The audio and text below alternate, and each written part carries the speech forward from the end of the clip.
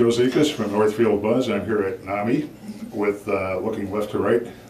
Introduce yourselves for us. This is Ann George. I'm co-president of the National Alliance on Mental Illness, Cook County North Suburban. I'm Bonnie Larson with NorthfieldBuzz. And over here we have Barb Maier. Executive Director, NAMI, Cook County North Suburban. You had mentioned that you connect people with community resources. North Shore of Chicago is a very wealthy area. Do you have sufficient resources, or are there areas where there are needs to be met yet? You know, I think we have a lot of resources, but they're not well administered, I guess I would say. The bureaucracy, the paperwork is just overwhelming for many of these small agencies. Sometimes they can't do the job that they'd like to do because they are outnumbered. It's just so many of these wonderful people are underpaid and overworked. And NAMI actually did begin with 3 mothers in Milwaukee about 27 years ago who were very unhappy with the services, as you can imagine. That long ago, we called them the NAMI mommies.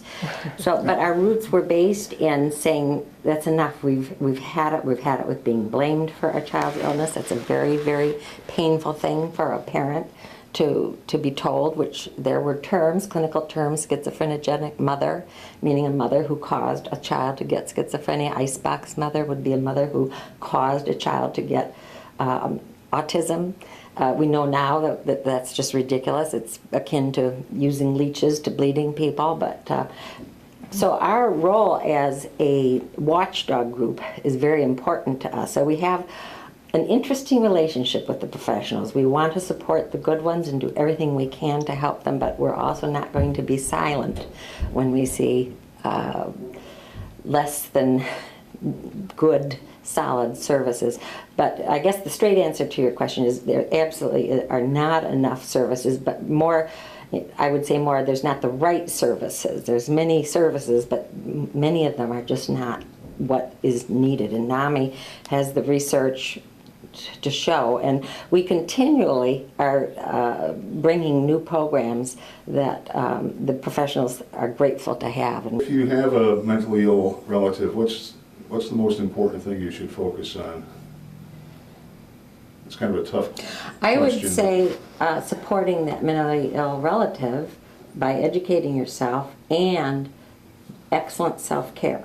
We see this in any area where there's a chronic illness. It's often the caregivers who end up more sick sometimes than the person with the illness.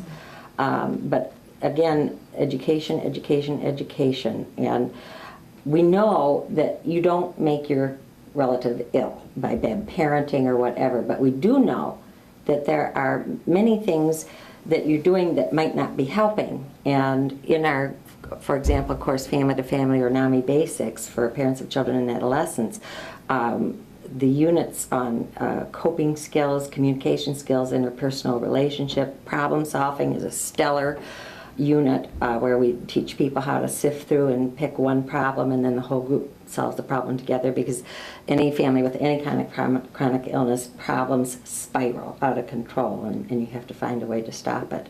So I would say educating yourself, taking good care of yourself, and learning new ways to support your person with mental illness, and just constantly remind yourself that because it's exhausting, and you just need an enormous amount of support. But the tendency is you get tired, you get exhausted. There's so much chaos. People become financially in dire straits, and they begin to blame their loved one. And we just can't do that. We have to remember that the problematic behavior we see is the illness and not who that person really is.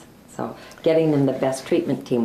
We train family members to take over and be the head of their family members' treatment team. They really are the ones who, in the final analysis, they make all the final decisions, and they must take on that role as best they can and try to build as many people onto their team. And the team's forever falling apart because the industry is so sadly underfunded. And we stress that it is a family problem and everyone should be involved, and the ill person needs an observer. And all the evidence continues to build to show that incorporating the family in the treatment plan is absolutely the best possible treatment plan. And you also address the idea that this is a biologically based medical problem. Yes, it is a no-fault brain disease. But you have a genetic predisposition to this illness, and it's usually brought out in early adolescence when your brain fully develops. And we always ask the class what precipitating event occurred before the onset, and it's usually something really stressful, like often kids going away to college will have a wonderful first semester and then crash. I mean, the stress of it is what triggers the illness.